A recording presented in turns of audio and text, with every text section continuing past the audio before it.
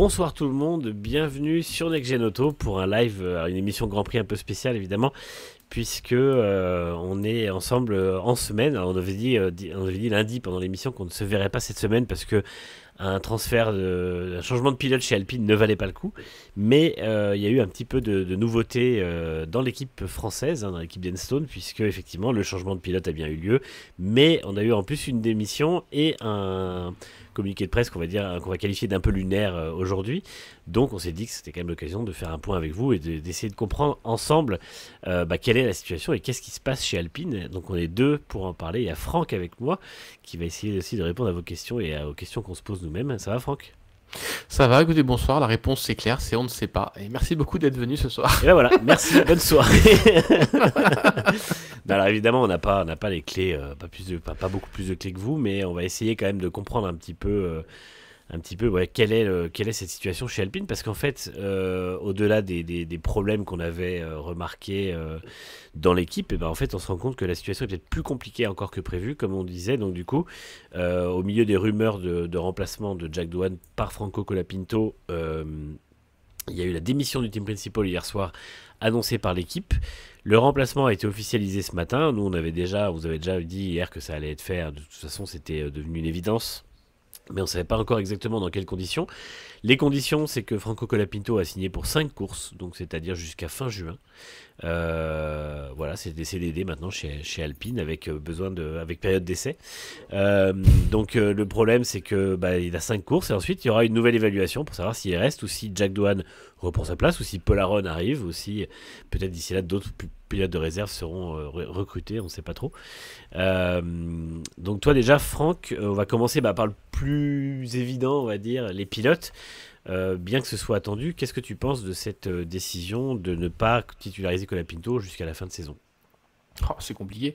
J'ai l'impression de retrouver un peu le Flavio Briatore des années 2000 quand il s'amusait effectivement avec plein de jeunes pilotes comme ça à les tester un peu. Ce qu'il continue d'ailleurs un peu à faire, hein, d'ailleurs dans les essais privés avec les TPC, ce qu'on appelle ça, les femmes vieilles de 2 ans, puisque voilà, il est très adepte, lui, vraiment de ce qui est essai, voilà, de vraiment monitorer les pilotes sur la piste. Et finalement, de ce côté-là, je trouve il a un peu raison, parce que c'est quand même plus sympa, effectivement, de les évaluer sur une piste que dans un simulateur. Mais de là à rejouer un petit peu voilà, dont Franck Montagny a été victime un petit peu, voilà, parce qu'on lui avait promis des choses finalement qu'il n'avait pas eu. Enfin voilà, il y a pas mal de choses. J'ai l'impression d'un peu de revivre ce début des années 2000. J'ai l'impression que Flavio Briatore, il a pas switché le logiciel des fois. Ben, Voilà. c'est Et, ça, hein. alors peut-être que les sponsors argentins aussi, ils ont payé que pour 5 courses. Voilà, c'est aussi une question aussi très financière, hein, il faut pas l'oublier, hein. Alpine a mis presque 20 millions de dollars selon les rumeurs, mais qui semblent quand même se corroborer pour avoir le prêt de ça y est, voilà, ça commence, de Colapinto sur au moins 5 ans, parce que voilà, on sait que c'est sur au moins 5 ans. Après, voilà, donc il faut rentabiliser ces 20 millions de dollars sur 5 ans, c'est un petit peu ça le but. Si on peut les rentabiliser avec un pilote qui apporte des sponsors et qui en plus marque plus de points et plus performant que l'autre, oui, effectivement, ça justifie. Maintenant, la méthode, elle est vraiment cavalière. On avait eu l'avant-goût de cette annonce avec le sponsor argentin qui avait livré un peu en off tout ça, voilà ce qui allait se passer. Et finalement, voilà, c'est vraiment ça qui se passe, malgré les démentis, pas vraiment. Voilà, voilà, on avait tempéré mollement du côté de Oliver Hawks à Miami. Maintenant, on sait pas quand est-ce que Oliver a déclenché son envie de partir, ou si c'est lui qui a été, on lui a déclenché son envie de partir à lui. Mais j'ai envie de dire que il y a quand même eu confrontation, hein, entre Briatore et lui certainement, malgré ce que le communiqué de Briatore, qui n'a pas été diffusé sur les réseaux d'Alpine, mais que sur son réseau social à lui, enfin sur son Instagram, c'est quand même à noter. On va en parler juste après, mais voilà, pour en revenir juste à ta question, effectivement, c'est bon, Doohan, on l'a dit, hein, c'est pas du championship matériel, ça c'est clair. Oui. Maintenant, il a pas démérité non plus. Maintenant, si effectivement son contrat c'était 5 courses ou 6 courses, bon bah voilà, il y a eu droit. Colapinto, ils l'ont payé cher, à voir. Maintenant, le fait de lui dire que tu n'as que 5 courses, sachant que c'est comme un pilote qui était un peu, ouais, qui pouvait un peu casser du matériel quand même chez Williams, est-ce que ça va pas le desservir non plus? Parce qu'à vouloir trop en faire, c'est là qu'on fait des bêtises, pour pas dire des mots plus vulgaires, en F1. Et ça me paraît aussi un peu délicat comme approche. Maintenant, c'est la méthode Briatore, hein. En termes de pilote, c'est les mettre sous pression. Et ils le disent, hein. L'équipe est sous pression, mais les pilotes doivent être aussi. Voilà, faut que ça marche dans les deux sens. Donc voilà, maintenant j'espère que ça sera pas trop de pression pour lui, parce que bon, le sort de Douane il est un peu jeté, hein, et même s'il reste pilote de réserve, on le rappelle, il n'a pas été évincé ou éjecté de l'écurie, d'ailleurs il est sous contrat de management avec Briatore, donc voilà. Rien ne se perd, tous se transforment, c'est chez Alpine, c'est un petit peu ça le mot d'ordre. Mais voilà, j'attends de voir effectivement ce que Colapinto et son immense base de fans qui absolument... je veux dire qu'il pousse vraiment derrière, des fois un peu trop d'ailleurs, hein, sur les réseaux sociaux, ça va toujours un peu trop loin. Ouais. Hâte de voir ce que Colapinto peut donner au volant de l'Alpine face à Pierre. Et puis on saura vite si c'est quelqu'un de très rapide ou pas. Après, on sait que Albon était quand même quelqu'un de très rapide aussi, qu'il était quand même plutôt bon face à lui. Donc c'est intéressant de voir ce qu'il va pouvoir faire. Effectivement, tu soulèves un point très intéressant, c'est que Colapinto, l'an dernier, il a eu 9 courses pour faire ses preuves, et il a dit, je suis obligé d'être à fond tout le temps pour faire mes preuves, et le problème, c'est ce qui l'a amené à casser la voiture. Et Fabio Briatore, que certains considèrent comme un génie, moi, effectivement, je trouve que comme toi, il est un peu resté au même logiciel de la fin des années 90-2000, et d'ailleurs, je sais plus qui dans le chat, je crois que c'est AMG nous a dit qu'il était resté sur Windows XP, mais c'est un peu ça. Va exactement le mettre dans la situation qui a fait que l'an dernier, Colapinto a cassé des voitures. Donc, avec encore 2 fois moins de courses que ce qu'il avait pour faire ses preuves l'an dernier. Du coup, c'est un petit peu... L'avantage, c'est que Suzuka est passé, du coup, le DRS au premier virage, ça a déjà été tenté. Est-ce qu'il y a un circuit... non, ça s'ouvre après, Imola. Donc Silverstone bon. Aussi. Mais ouais, non, Silverstone, c'est pas Silverstone, c'est plus. Ah oui, en plus, oui. Ah oui, Silverstone, il pourrait déjà ne plus être là, tu vois, donc... parce que là, en fait, il va y avoir 5 courses, dont 3 qui vont s'enchaîner en triple header. Donc, c'est très sain, évidemment. On se rappelle de la méthode c'est la méthode qu'avait faite Red Bull en 2005, où ils avaient donné 4 courses à Christian Klein, puis 4 courses à Vittorio Liuzzi. Et ils avaient ensuite écarté l'Italien pour finalement le reprendre l'année d'après chez Toro Rosso, puis l'écarter un peu plus tard, hein, de nouveau.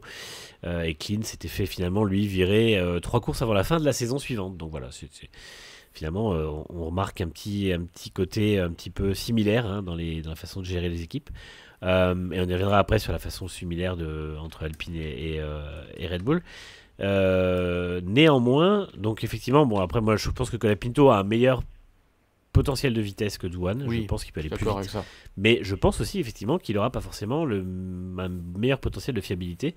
Et je pense qu'Alpine doit prévoir qu'il y aura des... Parce qu'en plus on arrive sur des circuits un peu compliqués. Imola, il y a les murs pas loin, il y a le Canada qui est dedans, il y a Monaco. Et donc c'est un peu compliqué quand même de se dire ça va bien se passer forcément. En plus, il n'a pas fait ses grands prix l'an dernier avec une F1. Donc mais non, mais ça, c'est le même management que Red Bull qui donne 2 chances à Lawson sur des circuits qu'il ne connaît pas. Là, c'est pareil. On donne 6 courses à Douane sur des circuits qu'il ne connaît pas. On donne 5 courses à Colapinto sur des circuits qu'il ne connaît pas. Enfin, il n'y a aucun intérêt. Après, ils vont amener Paul Aron sur des circuits que Colapinto connaît, mais lui, il ne connaîtra pas, tu vois. Et puis, en fait, c'est toujours pareil. Donc, c'est du court-termisme, mais on sait très bien que ça ne marche pas en Formule 1. Donc, c'est de base, c'est mauvais. Lolo Radar nous demande, y aura-t-il le replay? Je dois bosser. On va le mettre sur... répondu sur Twitch, ouais. Ah oui, t'as répondu, pardon, j'avais pas vu. Ah oui, peut-être qu'on peut mettre exceptionnellement celui-là sur YouTube, vu que c'est un sujet qui passionne un peu les foules. Voilà, c'est un peu un sujet intéressant. On fera une exception pour celui-ci, allez. Et puis, je voulais remercier Brest Tiger et Ronnie qui se sont abonnés. C'est vrai que vous pouvez vous abonner pour nous suivre et ne plus avoir de pub aussi, et puis nous aider. Et puisqu'effectivement, on a une petite série d'émissions qui arrivent, avec le Triple Header qui arrive. Alors oui, MMG connaît les circuits via la F2, mais bon, c'est quand même... c'est pas la même chose, ouais. Pas la surtout même Monaco. Chose. Ouais. Et je pense quand même que ça va être un peu compliqué, malgré tout. Oui, Thierry, c'est bien vrai, hein, l'histoire des 5 courses, ça a été clairement annoncé. Bah ouais, Douane était sur un siège éjectable avant même de commencer les essais privés. Oui. C'était même dès le mois de janvier, quand même, dès qu'ils ont récupéré Colapinto. Bah, c'est ça, hein. Faut pas oublier que ils éliminent Ocon de l'équation avant le Abu Dhabi, ils mettent Douane dans la voiture, et c'est à ce moment-là que les rumeurs commencent sur Colapinto, et que du coup, on commence à parler du fait que Douane est menacé. Donc ça a été vraiment très rapide, et surtout, voilà, Douane n'a pas eu une seule fois une situation confortable, en fait. Donc c'est ça, et dans ça, je trouve qu'il a quand même fait une prestation plutôt correcte, parce que la pression qu'il a dû subir était quand même assez énorme. Oui, en termes de performance, par rapport à Gasly, on le rappelle, certes, c'était pas plus rapide. Il a été quand même plus rapide à Miami, comme Ouais. en qualif, mais c'était quand même dans les temps, c'était dans les chronos. On n'avait pas un écart comme on le voit entre Verstappen et ses équipiers. C'était pas. Et pour un rookie en plus. Bah, c'est ça, hein. Sur une voiture qui n'est pas non plus la plus facile, l'Alpine. Qui certes n'est pas aussi malsaine on va dire à conduire qu'une Red Bull est très picky, ou même la McLaren est quand même assez picky quand même aussi, Ouais. par le temps, mais quand même il faut pouvoir rester dans les chronos, et il y a beaucoup de pilotes qui sont débarqués en F1 qui étaient quand même assez loin de leur équipier, et ce ne fut pas le cas de Jack Doohan. Je pense que c'est aussi pour ça qu'il reste aussi dans le giron, au cas où Colapinto effectivement ça resterait une déception, ça casserait trop de voitures. Voilà, il faut pas non plus écarter cette possibilité-là non plus. Voilà, après, forcément, lui va souhaiter que ça se passe forcément pas bien pour Colapinto. Et c'est évidemment. le jeu, hein. C'est même le que jeu. Colapinto devait espérer ça. que ça se passe pas bien pour Doohan rapidement. Exactement. Moi, je pense que le jour où Doohan a passé le virage numéro 1 de Suzuka sans DRS, il a dû avoir le smile. Il a dû avoir un smile derrière. Nutelica nous dit, je suis sûr que c'est Briatore qui a dit à Doohan que ça passe DRS ouvert à Suzuka. Mais non, c'est toujours compliqué. Mais moi, j'ai un peu un problème avec cette F1 des années 90-2000 où effectivement c'était énormément de changements de pilotes et tout. Sur l'année, des fois, on pouvait voir jusqu'à 30 voire 35 pilotes participer à une saison. Là, c'est vrai que ça fait comme quelques années qu'on a de la stabilité, où on avait pour 20 baquets, on avait 21, 22, 23 pilotes grand maximum qui, voilà, parce qu'il y a aussi du hasard d'une maladie ou d'une blessure, ça pouvait arriver d'ailleurs, ça arrive à Carlos Sainz d'ailleurs l'an dernier chez Ferrari, c'est pour dire que ça peut arriver dans n'importe quelle équipe, mais c'était quand même assez stabilisé parce que justement le niveau de la F1 fait que vous êtes à peu près sûr de votre line-up quand vous vous engagez sur une saison. Là, bon, Briatore a beau dire que c'est pas lui qui avait choisi Doohan. Bon, déjà, il est son manager, donc c'est voilà. En gros, c'est un peu sympa aussi pour dire, voilà, j'ai pas forcé la main, mais bon, bref, ça m'arrange quand même. Le discours, il est quand même un peu ambivalent sur ce coup-là. Je le crois pas des masses, mais ouais, la méthode, elle est. Bon, après, le problème, c'est que comme les essais privés n'existent plus en F1 ou très peu, il n'y a plus qu'en course qu'on peut tenter ce genre de choses. Donc maintenant, s'il faut préparer 2026 avec le meilleur line-up possible chez Alpine F1. Beaucoup de gens nous diront, mais c'est la F1, ça doit être les meilleurs pilotes. Si Colapinto est meilleur que Doohan, il faut qu'Alpine le prenne. Certes, on est d'accord. C'est juste que la méthode est un peu cavalière quand même. Un peu beaucoup, hein, ouais. Un peu cavalière, presque plus en termes de communication, de tout ce qui s'est passé autour, que sur le fait que voilà, ça aurait peut-être pu attendre peut-être la mi-saison. Voilà. Ouais. Bah, en fait, tu donnais une vraie chance, parce que là, 6 courses, c'est pas une chance. En fait, quand tu as 6 courses, dont un triple header, à aucun moment c'est une vraie chance.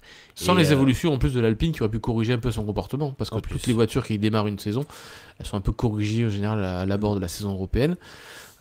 C'est toujours un peu plus facile en général à piloter derrière, et il n'aura même pas goûté à ça non plus, quoi. Non, c'est exactement ça. Et c'est vrai que Nico nous dit, je passerai le mot qu'il dit dans le chat, mais on notera que les deux teams principaux qui restent du début 2000, c'est Horner et Briatore. Et c'est vrai que c'est les deux qui ont une méthode un peu à l'ancienne et qui font finalement les deux écosystèmes dans lesquels on voit les gros problèmes de pilote. Et puis ce côté où un pilote va avoir 6-8 chances. Voilà, on voit AlphaTauri qui avait donné une chance à De Vries sur une course et finalement qui l'a viré au bout de 10. Et Alpine qui avait un pilote jeune mais qui ne l'a pas titularisé, on rappelle, hein, parce qu'Oscar Piastri a été formé par Alpine et qui est parti chez McLaren, qui doit être très content aujourd'hui de voir ce qu'il a fait comme choix de carrière, hein, parce que lui, il y a 3 ans de ça, il a dit que Alpine avait fait un message sans son consentement et tout ça, il s'est barré rapidement et puis aujourd'hui il est en tête du championnat, donc je pense qu'il Quel nez il a eu lui. Ouais, lui c'était vraiment très très bon.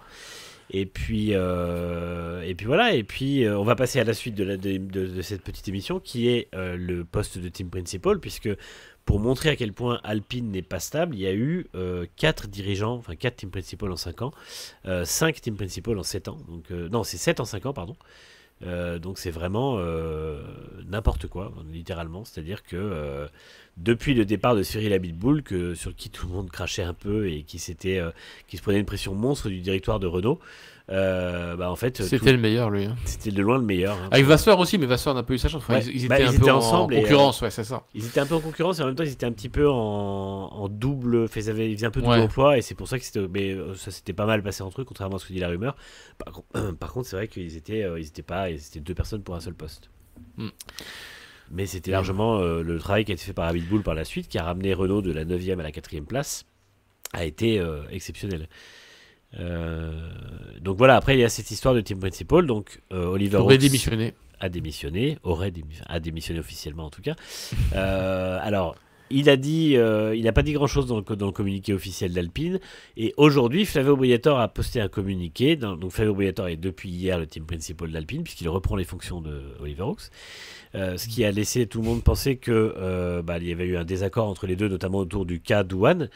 Et que donc Briatore a posté un message aujourd'hui sur Instagram disant il n'y a pas de problème entre Oli et moi, tout va bien, on s'entend très bien. Et il a dit je vous joins le message d'Oli à l'équipe, et dans lequel Oliver Oaks dit apparemment que Flavio Briatore est un père pour lui, et que en gros que tout va bien entre eux, et qu'il est très content d'avoir eu cette opportunité, et qu'il croit parfaitement en ce que l'équipe vaut et en son futur.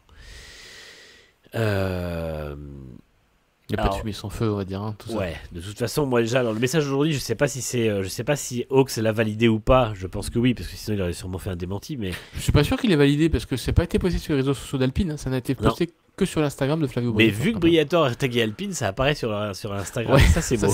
C'est magnifique. Mais parce qu'il il est aussi CM de l'équipe du coup apparemment. Donc voilà, non mais c'est assez fou. C'est assez fou cette instabilité. Déjà, on sait très bien qu'en une instabilité pareille en F1, ça ne fonctionne pas pour faire fonctionner l'équipe. Moi, on va déjà parler de ça. Toi, est-ce que tu penses qu'ils vont quand même recruter un autre team principal, ou est-ce que tu penses que Briatore va se dire maintenant, je suis seul à la tête et c'est mon équipe, je fais ce que je veux? En fait, il était déjà plus ou moins à toutes les directions, toutes les décisions. Hawks c'était un pantin derrière. En fait, de beaucoup de sources qui commencent un peu à parler derrière, c'est que Hawks ne gérait quasiment rien, puisque c'est Briatore qui prenait toutes les décisions. Hawks s'attendait quand même à prendre plus de décisions stratégiques, plus de choses pour l'avenir de l'équipe, pour le recrutement, tout ça. En fait, même pas. Tout se passait déjà directement par Briatore, et Hawks avait très très peu de poids en fait derrière tout ça. Donc voilà, est-ce que c'était une image pour adoucir peut-être le retour de Briatore en F1 ?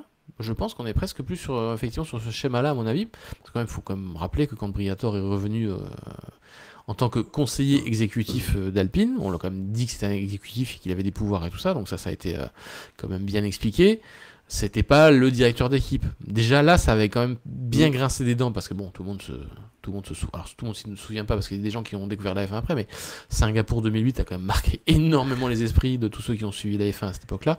Et il avait été banni à vie au départ. Voilà, de revenir en F1 déjà par un poste un peu au commercial marketing au sein de la FOM pendant quelques années pour développer tout ce qui était paddock, VIP, paddock et compagnie. Ensuite revenir au sein d'une équipe de F1, ce qu'il avait toujours exclu, parce qu'il avait dit non c'est bon, j'ai passé mon temps et tout, parce qu'à un moment on lui disait quand Ferrari elle est pas très bien, est-ce que vous imagineriez aller aider Ferrari? Non, voilà, revenir en F1 ça m'intéresse pas et tout. Finalement c'est Luca De Meo qui a réussi à convaincre Briatore a priori que ça se passerait comme ça. Je sais pas si c'est pas plutôt le contraire en réalité. Oui. Voilà, et en fait et pour faire passer la pilule de je reviens en force, peut-être que Hawks a été un peu le pantin un peu désigné. Alors, nous, on n'y croyait pas trop, puisque comme tu avais beaucoup misé d'argent, peut-être pas 20 balles cette fois-ci, sur le fait qu'il y aurait une vente à high-tech à un moment ou à un autre. Oui, mais j'y croyais. Du coup, Hawks, quand même, qui est le patron de high-tech derrière, qu'on voyait du coup reprendre ou racheter Alpine derrière. Bah non, là, pour le coup, pas du tout. Et moi, je veux quand même dire que personne ne pense que c'est une démission de la part de Hawks, puisqu'il a quand même il y a quand même eu quelques petites confrontations à Miami sur le cas Douane, et il a aussi refusé clairement de faire une conférence de presse dimanche soir après la course, ce qui prouvait bien qu'il y avait déjà des choses qui n'allaient vraiment pas. Oui, généralement, à moins que ce soit un truc médical, sinon quand il y a un refus. Quand c'est Briatore qui a annoncé directement à Douane qu'il ne piloterait plus à partir d'Imola, c'est là que ça a commencé à chauffer sévère apparemment dans l'hospitalité. Je dis pas le motorhome parce qu'il n'y a pas de motorhome à Miami, dans l'hospitalité Miami, de l'hospitalité Alpine à Miami. Et je pense que c'est parti de là. Et cette histoire de démission à l'amiable, c'est mon papa, c'est lui qui m'a formé, je lui dois tout. Évidemment, c'est une grosse connerie. Pour pas dire autre chose. C'est la propagande digne des dictatures communistes. C'est ça. Et peut-être que du coup, la vente d'Alpine ne se fera peut-être pas à high-tech, mais un groupe argentin finalement. Voilà. Peut-être que les Argentins mettront plus d'argent pour racheter que ce que high-tech voulait. Il suffit de les prendre dans l'interview. Normalement, ils finissent toujours par vendre la mèche. Donc il suffit de leur poser des questions. Donc je sais, on peut pas être exactement dans les coulisses du pouvoir, hein, et encore moins chez Alpine parce que là-bas ça n'arrête pas de tournoyer. Mais clairement, voilà, il y a eu friture sur la ligne entre les deux. Et voilà, et le fait que Briatore reprenne tout le contrôle sans aucun contre-pouvoir, on va dire. Ça me paraît tellement. On a déjà dû le voir venir en fait, c'est ça. C'est qu'on aurait dû le voir venir. On l'a pas vu. Ouais. Un petit peu parce qu'on n'avait pas vu qu'ils allaient dégager Hawks, mais on s'était dit à l'époque que Hawks avait l'air quand même d'être un team principal pour la forme, mais qu'au final les décisions étaient un peu celles de Briatore. Et je pense effectivement que c'est le cas. Et effectivement, Océana nous rappelle aussi que Briatore a quand même fait un leak de la livrée en janvier sur son Instagram, totalement lunaire. Donc voilà, on voit que Briatore est quand même pas du tout dans la. Ça rejoint un peu ce que tu disais tout à l'heure, c'est qu'il est pas du tout dans la F1 moderne. En fait, il fait son truc de son côté pour ses intérêts, avec sa mise sur l'équipe. Mais en fait, il va rapidement. Enfin, il continue à desservir ses intérêts comme il le fait depuis 2008 en fait. Et moi, je suis assez impressionné par le fait, alors, qu'il n'ait pas été banni à vie, parce que finalement, c'était que 5 ans, on se rappelle. Et 2, qu'il soit revenu dans cette équipe. Et que là, maintenant, je pense que c'est clairement le copinage avec Luca De Meo, mais il est le seul maître à bord. Et je vois que du négatif à ça pour Alpine. Parce que, oui, alors, c'est un cost killer, il va faire économiser les choses, c'est un génie, machin. Non, c'est juste un pauvre cost killer comme les autres. La méthode de l'automobile appliquée à la F1. C'est ça, mais la méthode de l'automobile de certains PDG, parce que Tavares, voilà. Parce que même Demeo ne l'a pas fait ça sur le groupe. Renault, au contraire, Tavares l'a fait, et ça. On voit où ils en sont avec plein de problèmes et des gros soucis sur beaucoup de marques. Ça marche bien au début, puis après, par contre, on se reprend la volée de bois vert en retour, quoi. C'est ça, hein. Tavares, ça a bien marché le temps d'avoir les dividendes, mais après, derrière, c'est un peu plus compliqué. Et c'est vrai que là, le problème, c'est que une écurie de F1 ne marche pas comme ça, et que alors oui, certes, le fait de plus développer le moteur et d'acheter un moteur Mercedes, ça va faire économiser des millions, mais il n'y aura pas forcément beaucoup plus de performance parce qu'il y a plein d'autres problèmes à régler dans l'équipe et que Briatore n'a même pas l'air d'avoir conscience. Donc à court terme, c'est pas un mauvais choix, effectivement, le moteur Mercedes, on l'avait déjà dit, hein. Maintenant, ça fait de Renault, parce que j'ai envie quand même de parler de Renault, d'une équipe qui était constructeur, indépendante, maintenant une équipe cliente, ni plus ni moins, avec et qui retombe avec un Briatore, pour moi presque un statut d'indépendant ou un artisan presque, tu vois, parce que je vois vraiment une gestion artisanale. C'est Benetton en fait. Voilà, c'est ça. Je serais même pas étonné que Briatore ait aussi racheté à James Walsh la feuille Excel qui servait à Jerry Williams. Pour appliquer la même méthode, parce que peut-être qu'Excel il maîtrise encore, tu vois. Il a sûrement demandé des conseils à Ron Dennis aussi, c'est ça, c'est un team principal bien à l'ancienne, sur une disquette 3 pouces et demi, voilà, dans l'IBM 386, voilà, du coup ça marche pas parce que le Windows XP dont on parlait tout à l'heure c'est déjà trop avancé, tu vois. Bon, disquette 5 pouces 1 quart, allez, pour que ça fasse un peu moins cheap. À 98 secondes d'édition, ça suffit bien. Ouais, bon, mais du coup t'as les premières clés USB non, mais c'est vrai que c'est incroyable, et effectivement, alors Xuan se demande entre Aston et Alpine quel team est le plus constructeur ou le plus artisan à la Williams. Alors déjà, je pense que clairement Aston est malgré tout une équipe beaucoup plus actuellement une équipe beaucoup plus usine, parce qu'elle va avoir un contrat d'exclusivité avec son motoriste normalement, et elle investit énormément pour avoir sa propre soufflerie, pour avoir une espèce de souveraineté en tant que constructeur. Là où Alpine, au final, alors oui, ils ont encore les infrastructures d'Enstone, mais quand tu vois qu'ils ont perdu 300 personnes alors que Aston Martin en a fait rentrer 400, je crois, ça te dit tout en fait sur la situation des deux équipes. Alors après, Aston Martin, il y a des gros problèmes, parce que ça va pas non plus, mais clairement, là pour moi, Alpine, en fait, le seul truc qui les maintient en tant que statut constructeur, c'est le nom de la marque. C'est tout. Là en plus, moi en plus l'image que Briatore donne d'Enstone, en fait, je parle même pas d'Alpine, je parle juste d'Enstone. Ouais. C'est comment recruter des gens aussi maintenant, parce que quand on sait comment que c'est managé, que c'est un peu management par la peur aussi, hein, derrière. Il faut être efficace, il faut que ce soit efficient, il faut que ça fonctionne, et puis on paye pas très cher. Comment recruter après derrière des bonnes personnes. Donc ça va être dur de refaire décoller Enstone, mais c'est pas forcément le but en plus, hein. En gros, Enstone, ça doit cartonner, bien marcher avec 2 fois moins que les autres, pour tirer 2 fois plus de rentabilité. C'est un peu ça le souci, et ça marchera pas, ça n'a jamais marché. Du temps de Renault, ça n'a jamais marché. Quand ça a marché 2 ans, voilà, effectivement, voilà, il y avait un super moteur et tout ça. Il y a eu Michelin. Pour moi, le sauveur de Renault en 2005-2006, c'est Michelin. Et c'est les bons ingénieurs, ingénieurs. Oui, il y avait des bons ingénieurs, mais bon, il y avait quand même le Mazda, il y avait pas mal, enfin les voitures étaient très bonnes. Mais Michelin était nettement devant Bridgestone, et ça a énormément contribué au titre de Alonso, faut pas l'oublier. Sinon, c'était un peu limite, hein. Tout le monde avait craché sur Viry pour le moteur à 111 degrés, mais c'était une très très bonne trouvaille. Il y avait quelques défauts, mais il y avait aussi énormément de qualité sur ce moteur. Oui, il y avait Alonso aussi, je suis désolé, excusez-moi pour les fans de Fernando. Et je veux juste dédouaner Alex, voilà, parce que tout le monde dit, ouais, parce que Alex, effectivement, on sait qu'il est fan d'Alpine, il n'est pas là ce soir. Non, bah, c'est juste que, voilà, vu l'horaire un petit peu avancé auquel on doit le faire, bah, il n'était pas disponible pour nous rejoindre. C'était pas du tout parce qu'il est dégoûté ou autre chose. Bon, même si je pense qu'il doit être un peu dégoûté par ce qui se passe, clairement, mais c'est pas du tout pour ça qu'il n'est pas là. Ça n'a rien de personnel par rapport à la situation. C'est sûr qu'en tant que fan, ça fout un peu les boules. Hein. Même en tant que moi, je suis pas spécialement fan d'Alpine, mais c'est pas une équipe. Enfin, l'équipe Enstone Viry, en soi, j'avais envie que ça marche ce projet et j'ai beaucoup défendu. Depuis qu'on fait l'émission et même avant, quand je faisais le Racing Café et tout ça, j'ai toujours beaucoup défendu le projet Enstone Viry, notamment à l'époque à Bull, parce que je trouvais qu'il prenait beaucoup de critiques pour pas grand chose. Et j'étais très content de voir les progrès, de voir l'arrivée de la marque Alpine, de voir la victoire d'Ocon, de voir les podiums qui devenaient de plus en plus réguliers. On voyait qu'il y avait une dynamique dans cette équipe. Alors c'était lent, mais ça, c'était logique. C'est la F1. Hein, on voit avec Aston Martin, on a vu avec McLaren, rien ne se fait en un claquement de doigts. Mais et encore moins en dépensant 2 fois moins que les autres. Et encore moins indépendant 2 fois moins que les autres. Mais ça avait quand même avancé. Et il ne faut pas oublier qu'ils repartent quand même en 2016, quand Bull reprend les rênes de l'équipe. Ils repartent de l'équipe Lotus, dans laquelle ils mettent un moteur Mercedes, enfin un moteur Renault, alors que le seul point positif de la voiture, c'était le moteur Mercedes.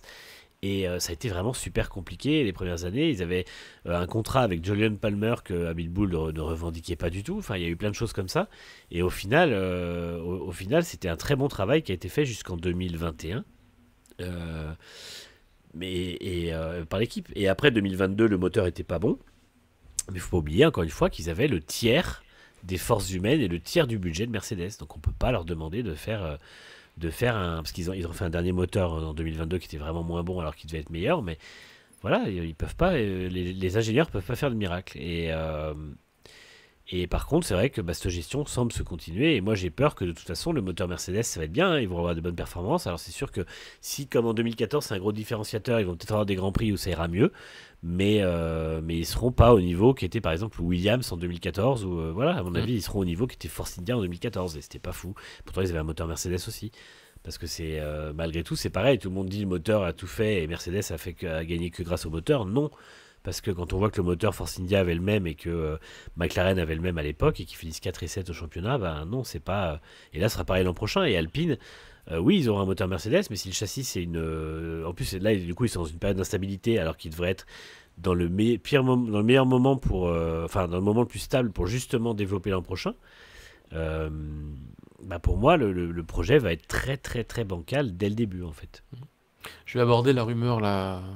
Hawks, Horner, Red Bull, parce que on dit plusieurs personnes disent que Hawks, alors on en a parlé ce matin, voilà, parce qu'on surveille beaucoup nous ce qui se dit en Autriche, parce que c'est un très bon réservoir, très bon réservoir de news et de foyers, et effectivement il se dit que voilà la faction thaïlandaise de Red Bull laisserait encore effectivement à Horner le crédit de l'évolution à Imola.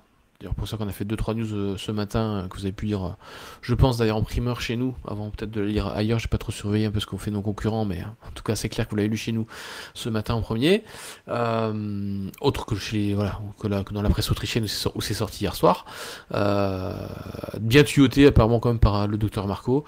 De nouveau, voilà, reprise un peu du jeu de pouvoir entre Marco et Horner, et voilà, Horner aurait encore jusqu'à Imola et cette évolution de la RB21, où Pierre Waché aussi, du coup, grosse pression pour que cette Red Bull reparte un peu de l'avant, parce que effectivement Miami ça a fait un peu une douche froide. Marco l'a clairement dit, il a parlé comme de grosses évolutions Imola, ce que Horner a démenti. Enfin, ça peut pas être des grosses évolutions à ce stade, ça peut être que des gains minimes à chaque fois. Enfin bref, voilà, il y a friture sur la ligne entre les deux encore à nouveau.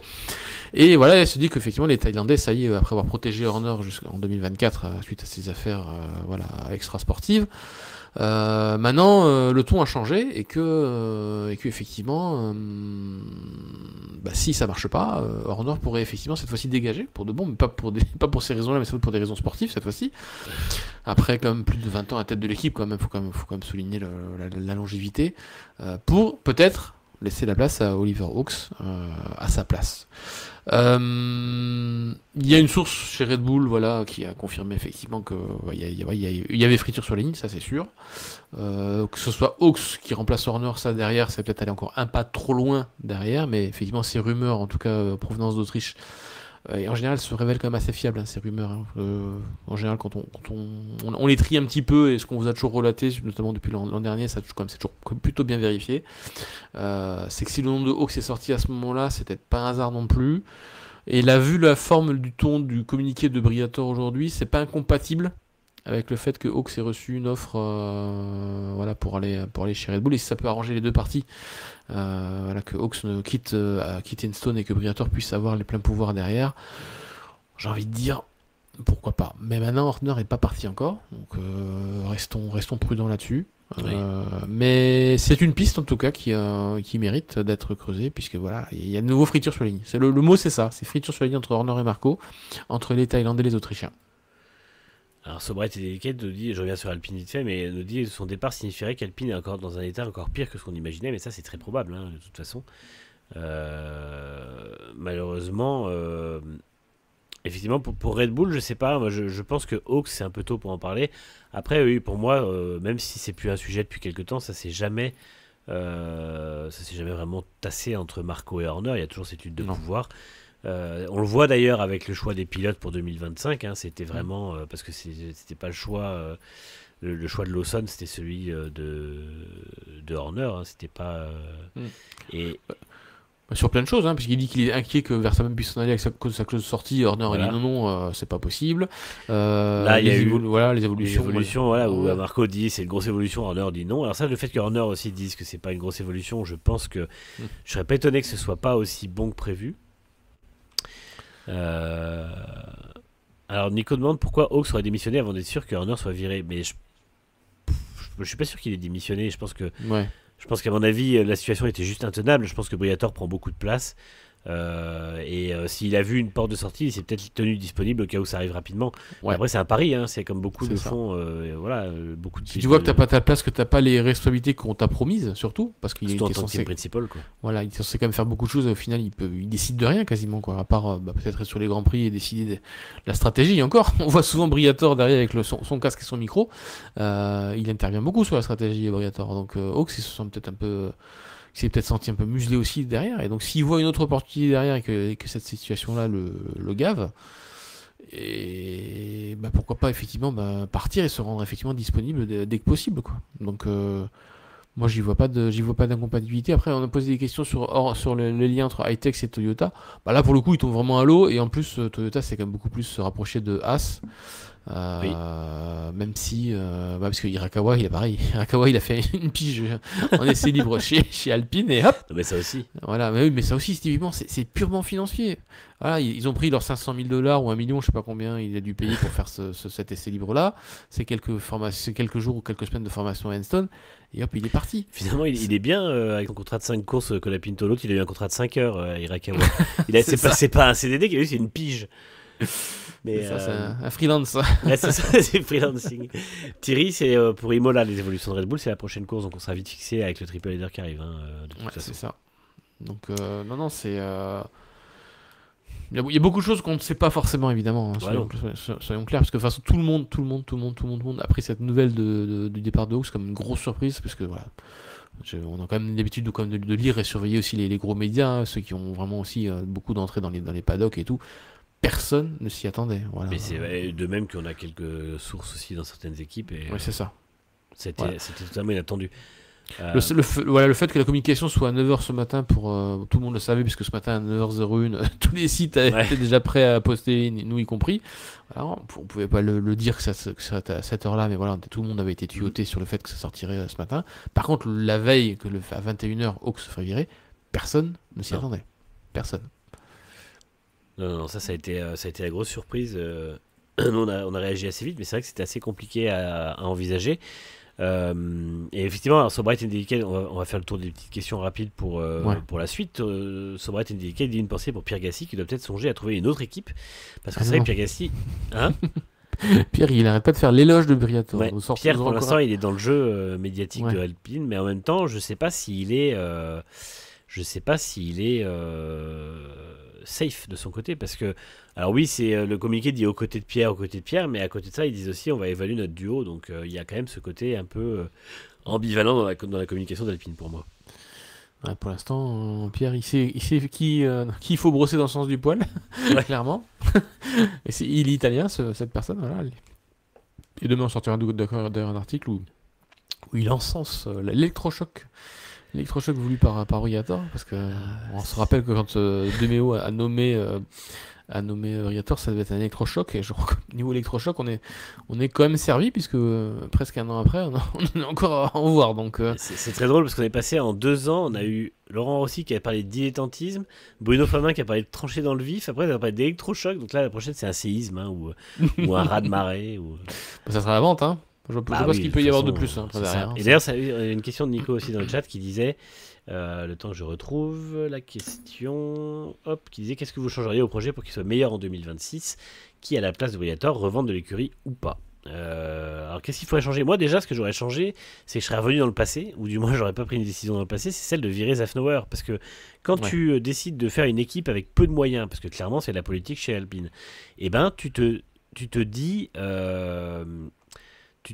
on va employer le mec qui était capable de faire fonctionner Force India, qui était une écurie au bord de la ruine, et de l'amener à la 4e place. Parce qu'il ne faut pas oublier que les 2 dernières saisons de Force India, ils finissent 4e du championnat constructeur, et ils sont. Non, la dernière et l'avant-dernière, et c'est ça, 2017-2018. Et, et ils sont. Ou 5e, et ils sont avec une voiture qui est complètement. Enfin, qui n'est pas développée, en fait. Et. Et même pendant Racing Point, effectivement. Bon, après, Racing Point, c'était un peu plus compliqué parce que Stroll a commencé à prendre beaucoup de place. Et la copie Merco de Force India, c'était après Zafnauer. Enfin, Ouais. c'était même plus lui qui prenait ses décisions au bout d'un moment. C'est Stroll qui a dit il faut me copier. Voilà. Voilà. Mais lui, je parle de 2000. On a vu Force India au début, et on a vu Force India surtout dans la période 2018, quand ils ont reconnu Perez avec la voiture. Et pourtant, la dérivée d'un concept qui date de 2015, parce que la monocoque et l'aéro là-bas, c'était 2015, donc il y avait un changement de réglementation qu'ils n'avaient même pas repris à zéro, et ils étaient quand même en train d'arriver à faire des podiums, ou en tout cas des top 5. Et, et ce mec-là, il est passé chez Alpine, et on l'a viré. Et moi, je trouve que c'est la pire connerie qu'ils aient faite. Parce qu'après avoir viré Abitbull, bah, il fallait garder Zafnauer en fait. Zafnauer, lui, il avait son plan sur les 100 courses. On lui a dit tu as 100 courses pour ramener l'équipe. Au bout de 30, on le vire. Ben, comme il a dit moi, 30 courses, c'est pas 100. Donc je pouvais pas faire ce que j'ai voulu. Et je suis sûr son plan sur 100 courses était très bon. Et qu'il n'aurait pas forcément été champion au bout des 100 courses, mais qu'ils auraient sûrement pu gagner des courses. Donc moi, c'est ce que j'aurais fait. Je sais pas toi si Franck, t'aurais un autre nom que t'aurais vu à la tête d'Alpine. Mais même si Bon, moi, la première heure, c'est d'avoir viré Abitbull, Ouais, clairement. d'accord. Comme j'ai vu passer dans le chat il y a quelques instants, enfin un peu plus, que l'erreur en fait, oui, c'est ça, c'est qu'avec le recul, Abitbull, ça a été le meilleur manager possible pour Enstone. Et voilà, il a été juste victime, voilà, effectivement, de l'arrivée de Rossi qui venait du monde de l'automobile, même pas du sport automobile, tu vois, et qui a voulu se prendre effectivement tous les honneurs derrière et qui a saboté un peu. En fait, c'est le sabotage du travail d'Enstone, il a commencé là. Quand Renault, alors certes, Renault s'impliquait pas assez, peut-être dans son équipe, mais ce qu'on demandait pas, c'était pas que la conseil d'administration de Renault vienne mettre son nez dans les affaires de l'équipe. C'était s'impliquer financièrement, voilà, donner les réponses, motiver, débloquer les ressources, discuter peut-être avec des sponsors ou aider à ça. C'était pas venir mettre son nez, voilà. Vous avez aucun conseil d'administration. Le conseil d'administration de Ferrari vient pas mettre son nez dans la Scuderia. Le conseil d'administration de Mercedes encore moins. Voilà, il y a des décisions certes qui se prennent en board, ce qu'on appelle le board, le grand board quand il s'agit des pilotes, ce genre de choses. Mais vous venez pas gérer en day to day, voilà, jour par jour, la vie de l'équipe. Et la première grosse erreur pour moi, la baisse de régime d'Alpine et d'Enstone, c'est là en fait. C'est quand effectivement ils ont débarqué Laurent Rossi dans l'équipe et qu'il a commencé à se mêler des affaires et que derrière ça a tout fait capoter. Je pense qu'un Abitbull qui serait resté à son poste sans être voilà, paralysé ou percuté dans ses décisions, tout ce que vous voulez, par le board d'Alpine, Ouais. qui est pourtant pas énorme. C'est là que pour moi la première grosse erreur vient en fait. Il faut oublier qu'Habit Bull a réussi à sauver le projet F1 face à Clotilde Delbos, parce que je vois que Ouais. MMG dit Habit Bull était victime du passage de Ghosn à Demeo, mais il y a eu Clotilde Delbos au milieu qui, elle, était résolument anti-Formule 1, qui voulait fermer La boutique, ouais. la boutique, et Habit Bull a réussi à lui prouver que le projet valait le coup et qu'il était encore générateur de moyens, et que, enfin d'argent en tout cas, et qu'il y avait tout intérêt à y rester. La preuve aujourd'hui, c'est entre vendre un truc à 50 millions à l'époque et maintenant ça s'est valorisé à 1 milliard. Voilà, voilà la déjà, différence. Ils peuvent lui dire merci là-dessus. Ouais, Parce c'est que, ça, c'est clair. Rien que pour ça, c'est absolument fou ce qu'il a fait. Et, et effectivement, il a été ensuite victime du changement, mais de toute façon, il y a eu plein d'autres victimes. Il a été aussi victime de Laurent Rossi, qui commençait à prendre du pouvoir à ce moment-là en interne, qui a aussi fait dégager Prost, faut pas oublier, parce qu'Alain Prost était dans l'équipe en tant que consultant. Il était très apprécié de beaucoup de monde, il était très apprécié de l'académie, il était très apprécié des pilotes, et le concours d'ego de Laurent Rossi auquel il participait tout seul a eu raison de la présence de Prost, comme de beaucoup de monde ensuite. Et Laurent Rossi. Avant, ouais, c'est ça. Avant Rossi, il y avait une image, il y avait une prestation quand même, Ouais. il y avait quelque chose au niveau de, voilà, ça dégageait un peu une envie, voilà, ça dégageait, voilà, une fierté française. Et là, effectivement, c'est Rossi pour moi qui a commencé à tout saboter. Alors, est-ce que c'est Rossi lui-même ou ce qu'on lui a demandé de faire de la part de Méo? Pour moi, je pense que c'est Rossi quand même qui a quand même vraiment commencé à foutre la merde. Et voilà. Et effectivement, je conseille, j'ai vu passer dans le chat, je vous conseille d'aller rechercher, ça date d'il y a quelques mois maintenant, peut-être même maintenant, la superbe interview de Cyril Abitboul par la boîte à gants. Ouais. Franchement, prenez 1 heure, 1 heure et demie, je sais pas combien de temps ça dure, mais prenez vraiment le temps de l'écouter et vous aurez les yeux ouverts sur beaucoup de choses qui sont passées à Enstone. Pour ceux qui l'ont pas vu, mais j'en doute, elle a tellement bien buzzé cette interview que franchement, ça remettra les idées en place à beaucoup de personnes qui étaient très critiques sur Bitbull et qui aujourd'hui reviennent beaucoup sur leurs propos. Puis c'est un bon client, lui. C'est un mec, il n'y a pas un mec plus cash dans le paddock. Donc, c'est ça. Il est très très cash, très clair. Moi, j'aimais beaucoup ses joutes verbales avec Christian Horner, parce que je le trouvais très drôle. Mais après, c'était un vrai personnage de la Formule 1 et c'était quelqu'un de bien meilleur que ce qui a été dit sur lui à l'époque. Et je suis content que les gens le regrettent parce qu'à l'époque, moi, j'étais un de ces rares défenseurs à dire mais Habit Bull fait un très bon travail avec les moyens qu'on lui donne. Et aujourd'hui, on se rend compte que tout le monde le regrette en fait. Et je pense que l'équipe irait bien mieux s'il était resté à sa tête, ça c'est sûr. C'est pas le cas, effectivement. Le cas maintenant, c'est que c'est Fabio Briatore qui est à la tête de l'équipe. Personne n'a regretté lui pourtant. Alors lui, personne n'a regretté, personne ne voulait son retour. Mais il est venu quand même, c'est ça souvent. Le problème, voilà, c'est que déjà au-delà de l'image, évidemment, c'est désastreux pour Alpine puisque c'est une personne qui a été un temps bannie de la Formule 1 à vie, qui aujourd'hui est à sa tête, et en plus il est revenu dans l'équipe dans laquelle il avait fauté, c'est-à-dire que il est même pas revenu par la fenêtre, il est directement venu par la porte de laquelle on l'avait dégagé, quoi. Donc et c'est vrai que pour dignité. Ouais. Et la couleuvre qu'a avalé Renault en le faisant revenir, c'est démentiel. Parce que lui, il n'a pas trop de dignité à dire moi je me mets en retrait avec ce que j'ai fait. Mais alors Renault qui lui dresse le tapis rouge et qui le laisse reprendre le pouvoir 15 ans après son départ forcé de la Formule 1, c'est vraiment c'est un gros problème d'image, quoi. Donc moi je suis pas convaincu que ce soit une très bonne nouvelle pour Alpine à moyen terme. Je pense que ça va finir en revente quoi qu'il arrive un jour ou l'autre, parce que je vois que, en fait, comme tu dis, Franck, l'équipe devient de plus en plus amatrice et au bout d'un moment ils auront juste à vendre le truc à un prix très très bon et à dire regardez, vous avez une structure qui est prête à devenir votre équipe. Il n'y a plus du tout le groupe Renault dedans en fait. C'est ça, on vous l'a dégraissé. Il reste plus que l'essentiel, à vous de restaffer.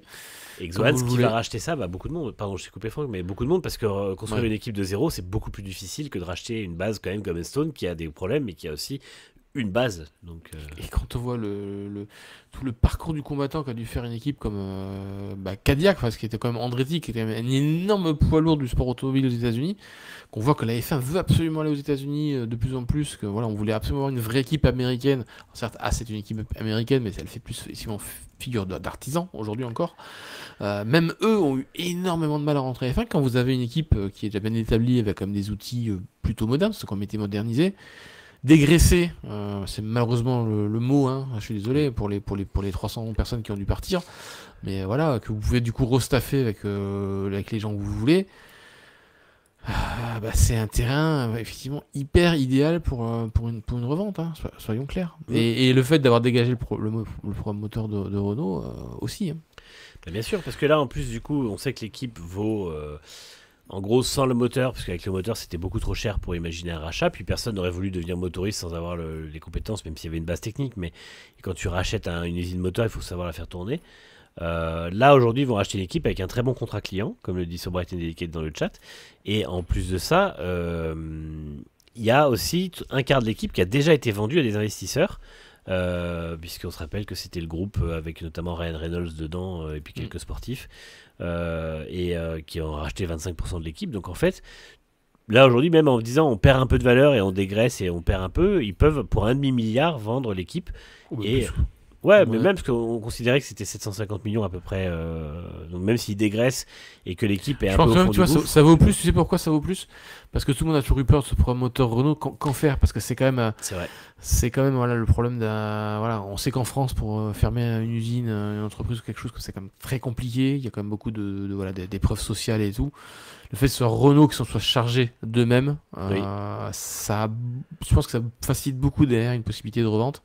Et je ne serais pas étonné que même à la revente, on retrouve le milliard derrière qui était estimé. Hein. Surtout qu'Alpine n'est pas si mauvaise que ça. Elle est quand même plutôt bien dans le peloton. Là, elle est quand même, ça peut jouer le top 10. C'est pas une équipe qui s'est tombée en faux de peloton comme Sauber l'an dernier. Pour moi, il n'y a pas de raison. Si aujourd'hui quelqu'un met 1 milliard sur la table, sachant qu'il n'y a pas les droits d'entrée, parce que faut pas oublier qu'en 2026, les droits d'entrée, c'est 450 millions de dollars. Donc rien que pour rentrer en Formule 1, il faut déjà sortir 450 millions. Sans aucune garantie que votre projet soit accepté par la FOM et la FIA. Donc déjà là, vous avez déjà vos 500 millions, vous êtes sûr de les mettre, vous les mettez, vous les perdez pas pour l'entrée. Et le reste, ça va à l'équipe. Donc pour moi, je serais absolument pas étonné que ça parte à 1 milliard. Malgré les 24% déjà possédés par quelqu'un d'autre. C'est possible. Et qui serait sur les rangs pour acheter une équipe F1? Déjà tous ceux qui n'ont pas été retenus pour en construire une de zéro. Il y avait quand même quelques personnes. On a vu que Zafnauer, lui, veut faire une 12e équipe, mais au final, est-ce que s'il y avait un gros... Est-ce qu'il peut pas... Lui, il a le bras long aussi, donc est-ce qu'il voudrait Attention, pas... Officiellement, Alpine n'est pas en vente, hein, parce que Bien ça a sûr. quand même été... Voilà. Je pense qu'ils vont laisser passer 2026. Oui, moi aussi. Méo va dire 2026, t'as un moteur Mercedes, mon petit Flavio, t'as dégraissé, t'as fait ta méthode. Sanchez a l'air de quand même pas trop mal se débrouiller avec les moyens du bord. Je pense qu'ils vont voir ce que ça va donner en 2026. Et si ça foire en 2026, là, ils pourront pas tenir 5 ans avant les prochains règlements. Non. Et ça sera vendu là, parce que si la crise de l'automobile se poursuit en 2026 et que la voiture, elle vivote encore pas trop mal, ce sera le moment pour vendre, hein, clairement. Ah bah oui, parce qu'après, ça risque d'être un peu plus difficile. C'est ça. D'ailleurs, on pourrait presque faire un autre sujet sur les plafonds budgétaires, parce qu'il y en a un qui en a parlé récemment, mais on n'aura pas trop le temps. Ouais. On vous conseille d'aller lire l'article de Mohamed Ben Sulayem qui en parle, ça c'est terrible. Xohan se dit qu'il faut avoir 1 milliard à dispo, mais souvent c'est des consortiums, hein, c'est pas une personne qui vient avec un chèque, hein, t'as un consortium de plusieurs milliardaires qui viennent, et puis voilà. Combien on a de côté? Bah écoute, si on vend toutes nos miniatures. Ah oui, on parle des mois, mais je pense que c'est surtout toi qui peut. Moi, Oui, bon, oui. Moi, il y a ce que vous voyez derrière, mais il y a encore beaucoup plus ailleurs. Il y en a un peu plus. Alors, on ne serait pas sur le demi-milliard, nous on serait peut-être plus au gros bas mot, le demi-million d'euros et encore. Non, franchement. En vendant d'autres trucs encore. Ouais, non, nous, on va être un peu short. Juste de quoi se payer Libre 1 quelque part. Bon, le problème c'est que ni Manu ni moi on rentre dans les monoplaces alors. Si elle va se payer chez Alpine, écoute, a priori ça doit être possible. Tu rentres dans une monoplace de F1 toi? Je pense pas. Tout juste d'après, mais je pense que j'ai des, enfin, je suis clairement, surtout je suis pas. Mais non, mais c'est ça, moi le problème c'est que je pense qu'au bout de 2 virages, je n'ai plus de coups, c'est-à-dire je casse. Tu passes le premier virage sans DRS. Ouais, c'est ça. Je me fais un gros choc et je dis désolé, j'ai pas réussi à la. On m'a dit le premier virage, il passait sans tourner. Ah, j'ai demandé conseil à Jack Doohan, il m'a dit vas-y donc. Mais non, mais le problème c'est qu'au-delà de ça, c'est que 1, pas de talent et 2, pas du tout la résistance physique pour ça. Donc non, clairement, ouais, c'est ça. Selecta, ouais. Il faudrait des papiers bulles là, tout autour de la tête pour que ça soit. Mais non, ça c'est déconseillé quand même globalement. C'est pas une expérience très rentable. On va continuer les miniatures, c'est bien. Mais bon, après, si quelqu'un a de l'argent, n'hésitez pas à investir dans Alpine, hein, pourquoi pas. Mais je vous le conseille pas. Hein. Non, mais bon. Au-delà de ça, ils sont pas encore à vendre, comme on disait, mais par contre, c'est vrai que voilà, la situation est quand même vraiment. Mon avis, mon avis 2026, c'est qui tout double. Ça sera clairement. C'est la dernière chance de Flavio qui aura fait le cost killer, le boulot. Ben voilà. Après, c'est tout bénéfice. Hein. Ils vendent très cher ou ils sont champions du monde. Voilà. Donc ça. En gros, il n'y a rien à perdre, quoi. Non. Non, pour eux, c'est. Après, en fait, encore une fois, on sait que la priorité, de toute façon, quand c'est Flavio, va aux affaires avant tout. Et voilà, c'est comme ça. Maintenant, voilà, effectivement, si l'an prochain Alpine est vraiment en difficulté, bah déjà, c'est dommage pour Pierre Gasly. Moi, ça me fait quand même chier pour lui. Et puis, bah, c'est vrai que c'est dommage pour Enstone, parce que malgré tout, c'est une équipe qui a un beau passé. Voilà, qui a fait des belles choses à l'époque de Benetton, qui a fait des très belles choses à l'époque de Renault. On a déjà vu disparaître le pôle moteur de Viry, qui était quand même un pôle qui avait fait des choses incroyables en Formule 1 aussi. Et c'est vrai que c'est dommage de voir cet héritage mis à mal par des Tu vas décisions voir comme que ça. ça va être BYD qui va racheter ça. Ils vont nous faire champion du monde au bout de 3 ans parce qu'ils auront mis des milliards dedans. C'est vrai, avec le soutien c'est du ça. gouvernement chinois. Et puis, ils battront le gouvernement saoudien qui aura racheté Aston Martin d'ici là. C'est ça. Ah bah, les Chinois, ils veulent une équipe de F1. Bah oui. Ils veulent rentrer en F1. Guanyu Zhou, champion du monde, du coup.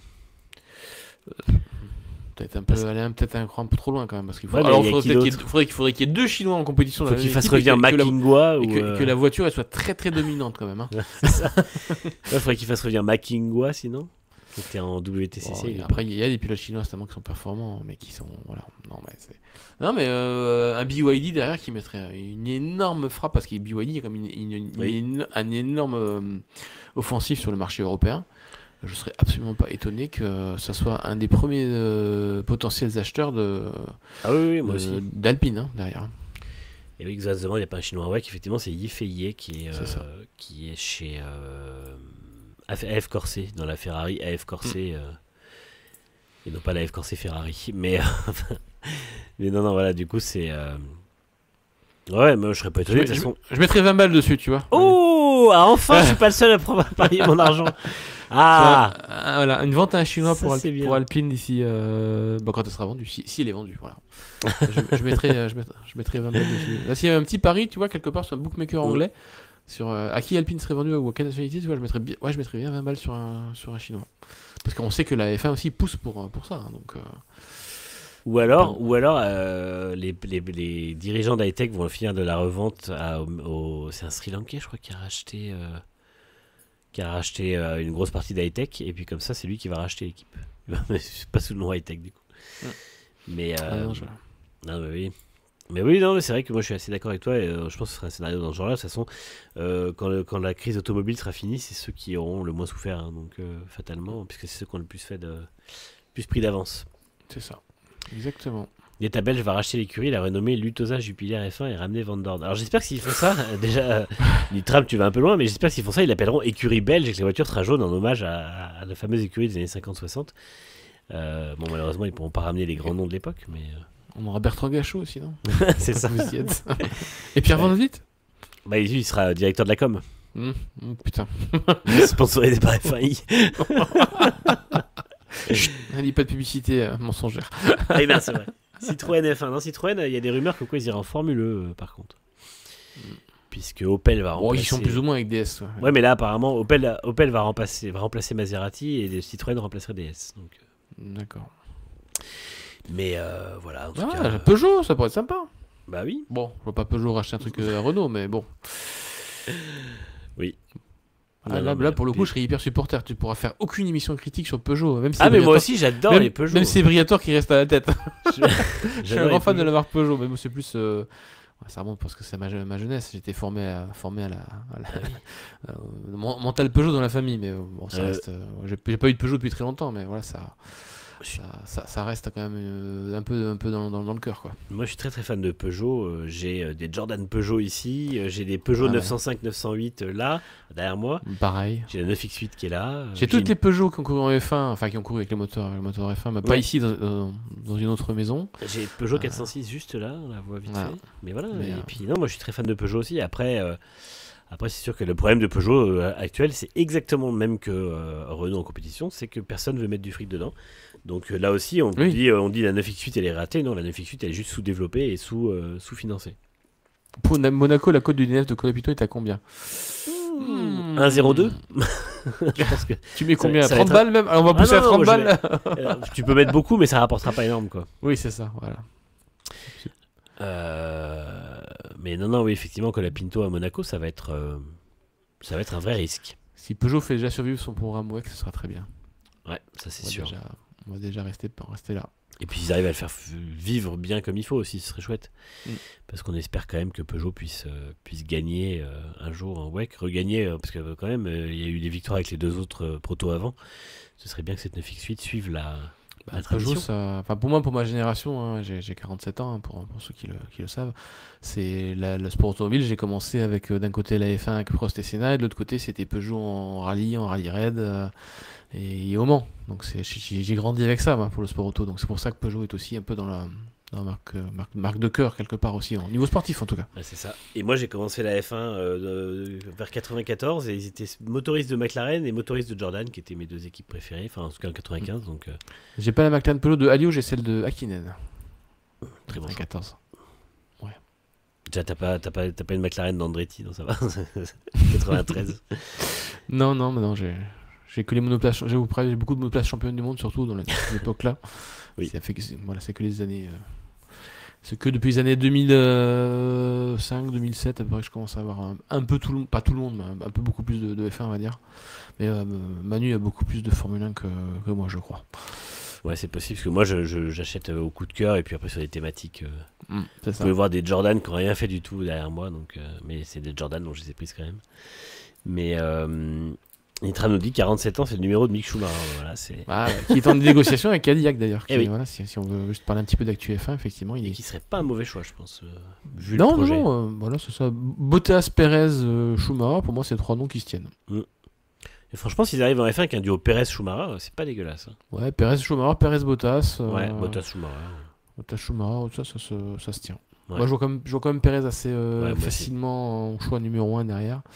Parce que pour une équipe américaine, avoir quelqu'un du continent américain, c'est quand même. Schumi est en négociation avec tout ce qui existe. Même pas. Il est resté chez Alpine. Et comme il impressionne beaucoup chez Alpine en WEC, quand même. Oui. Il a quand même une bonne cote quand même. Et puis bon, ça reste un nom Schumacher qui est quand même bien apprécié. Et quelqu'un aussi qui est très apprécié aussi. Dans le paddock. Hein. C'est ça. C'est juste que Steiner a voulu lui faire porter tous les mots comme d'habitude. Et beaucoup de pression. Hein. Voilà, c'est ça, lui aussi, il n'a pas débuté dans les bonnes conditions. Hein. De toute façon, il ne faut pas oublier qu'il débute chez Haas, dans la Haas de 2021, hein, qui était quand même une version modifiée à la SERP qui datait de la Haas de 2019, qui était déjà un tréteau. Vous vous rendez pas compte? Une image vient de me traverser l'esprit, je n'ai pas envie que ça se réalise. Steiner chez Alpine, non? Voilà, avec Briator. J'en étais sûr. Adieu Briator, Steiner chez Alpine. Alors là, je pense que tout le monde se barre là. Quand tu l'as dit, une image, j'ai dit attends, ça va être ça. Ah mais oui, un bras droit de Briator chez Alpine, ce serait. Waouh, le duo en termes de com et en termes de management, ce serait. Je pense qu'il finirait par se foutre sur la gueule en public dans l'hospitalité alpine. Mais ce serait à nous, ça nous ferait des audiences, hein, je pense. Mais... Ah oui, là, je pense qu'on serait pas mal là. Dès que les deux ils ouvrent la bouche, on est dessus. Hein. C'est clair. On deviendrait une espèce de succursale des porte-paroles d'Alpine, mais ce serait juste pas forcément positif. Mais bon, après, un mauvais buzz est un buzz quand même. Nico dit, je sais que la cote de Perez remonte avec les débords de Lawson, mais est-ce que c'est vraiment un bon choix? Perez, pour moi, il faut pas le voir que sur sa fin de saison 2024. C'est quand même un pilote qui a fait des très belles choses quand il était dans les écuries de milieu de plateau, et c'est là où il va être. On a parlé lundi, c'est que voilà, il a connu le Red Bull et Bottas a connu Mercedes. Ce sont deux excellents pilotes qui ont connu deux excellentes top teams qui ont dominé la F1 ces dernières années et qui ont déjà toutes les procédures, les échanges, les bonnes idées, les méthodes, les trucs. Pour aider à la mise en place d'une équipe. Donc clairement les deux sont, en tout cas sur une partie formation d'équipe, clairement des bons choix. Peut-être pas des choix à très long terme évidemment, mais pour lancer un projet, bon après c'est vrai que Bottas il est comme sympa à chaque fois de lancer des projets ensuite d'être éliminé du projet, c'est peut-être pas le but. Et Perez aussi un peu. Bon Perez lui il espérait un peu plus effectivement du côté de Racing Point, mais voilà, après s'il peut revenir en F1 et que le projet est sympa et qu'il est assuré d'être là au moins pour 3 ans, je pense qu'il signe quoi. Non, si effectivement il signe que pour un an, je suis pas sûr que Perez signe que pour un an. Non, je pense qu'il va au moins signer pour 2 ans, on va dire. Mais après, le bagage technique est énorme. Et puis, il faut pas oublier que c'est un pilote qui a énormément de talent. Il faisait mieux que Hülkenberg quand ils étaient en face à face, qui quand même aujourd'hui a une bonne cote dans le paddock. Et il a fait sa deuxième saison, il fait un podium avec Sauber. Il fait plusieurs très bons résultats. Il fait des podiums avec Force India, avec Racing Point. Donc, et on est sur une Red Bull qui était très développée pour Verstappen, très piquée sur l'avant, parce que Perez n'a jamais trop aimé. Il y a une énorme pression de la part de Red Bull, donc pour moi, il n'y a aucun problème, théoriquement en tout cas, qu'il puisse se remettre à flot dans une autre équipe, dans d'autres conditions. Et il faut pas oublier que... À prouver, évidemment, mais voilà, il n'y a rien qui s'y oppose théoriquement. Il faut pas oublier que sa situation, c'est compliqué au fur et à mesure des évolutions et de la pression et tout ça, mais qu'en 2021-2022, il fait pas du tout un mauvais travail face à Verstappen. Il est loin, mais il n'est pas très loin, donc moi je dis pourquoi pas. Après, c'est sûr que j'aimerais bien voir un jeune pilote aussi chez Cadillac. Je suis pas du tout partisan de Hertha parce que je pense que ce serait un échec total en F1. Pas au début, pas quand une équipe débute. Mais même, en fait, il est bon, Hertha, il a une très bonne pointe de vitesse, mais c'est pas tous les jours, c'est que quand il met bout à bout, et quand c'est pas le cas, il fait n'importe quoi. Et il est très friable sous la pression, parce que c'est très souvent qu'il est en tête et qu'il se crache. Et oui, Palou, par exemple, ce serait un meilleur jeune pilote, mais lui, il est espagnol, il est pas... Et puis, il est pas... je pense qu'il est pas trop... Il a un peu fait une croix sur la F1. Après, comme jeune pilote, il y a pas mal de jeunes pilotes qui gravitent autour de la Formule 1, mais encore une fois, pour moi, les jeunes pilotes qui gravitent autour de la Formule 1 font au moins aussi bien que des Pérez, des Bottas, des Ricciardo à l'époque et tout ça. Mais... Le seul américain qui tienne la route, c'est Jack Crawford, sinon. Ouais, mais par exemple, pourquoi pas? Parce qu'il n'a pas été mauvais, et puis on a vu cette année que les jeunes pilotes qui débarquent font aussi bien que les vieux pilotes qui remplacent, donc... après, je mets à part le côté le cas Red Bull, parce que ce serait très très complexe, mais... Après, si on veut effectivement élargir, effectivement, on parle de Howard, peut-être pas Palou, effectivement, peut-être que des pilotes qui sont devenus très populaires en IndyCar pourraient être un peu considérés comme américains, entre guillemets, un petit temps chez Cadillac, avant qu'un véritable américain performant se dévoile et puisse intégrer l'équipe. Ce serait pas effectivement une mauvaise transition en ce sens-là. Ouais. Mais le projet à Cadillac, ça reste quand même d'avoir un américain à terme dans l'équipe. Est-ce que ça sera à 3 ans, est-ce que ce sera à 5 ans, est-ce que ce sera à plus? Je sais pas. Après, s'ils ont Perez Howard, ils peuvent, à mon avis, extorquer un paquet de fric aux sponsors mexicains. Parce que déjà rien que Perez, c'est déjà très bien. Avec deux Mexicains. C'est ça.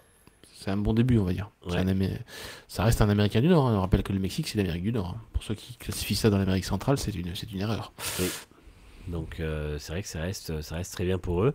Kirkwood, il est américain, mais un peu tendre peut-être. Je veux dire, il est au niveau d'un Ericsson, donc c'est pas oublier. Après, il faut une super licence, faut pas oublier il faut aussi une super licence. Et puis, il faut pas oublier que l'IndyCar, c'est un bon championnat, mais il y a très peu de pilotes qui s'y distinguent vraiment, et que là-bas, Marcus Ericsson est un bon pilote. Donc, forcément, c'est un petit peu compliqué parce que tout pilote qui va venir de l'IndyCar, à part Alex Palou actuellement, serait un petit peu tendu. C'est méta.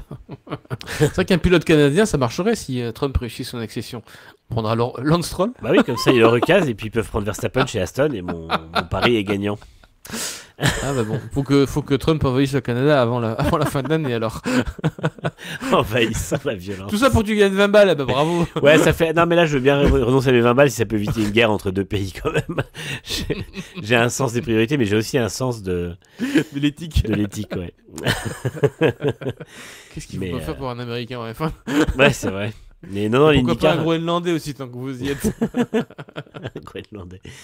C'est vrai qu'après, comme le dit sur Brett Indicated, Grosjean est presque américain, donc pourquoi pas. Remarque que Kevin Magnussen n'était pas un peu groenlandais, puisque c'est ça. C'est le plus proche. C'est ça. Mais il veut peut-être revendiquer une nationalité américaine auprès de Donald Trump.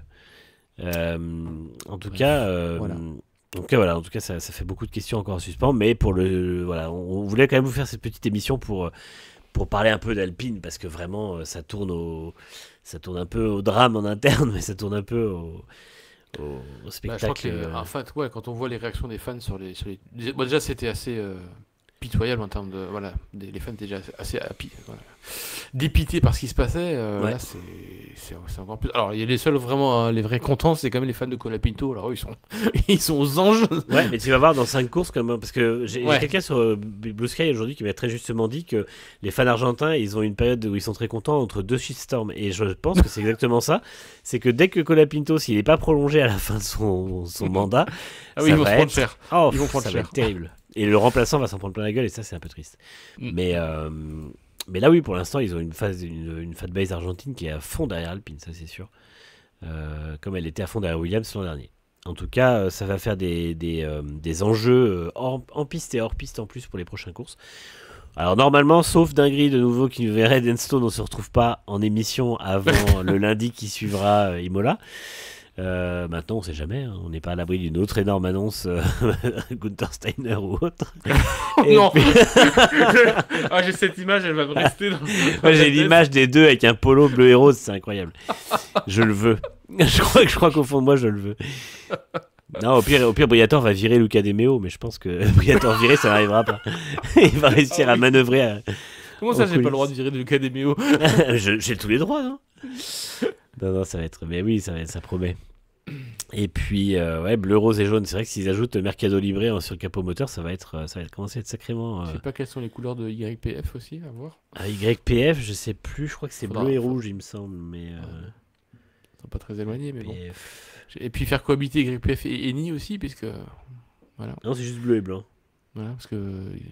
C'est un peu ça aussi qui a un peu aussi.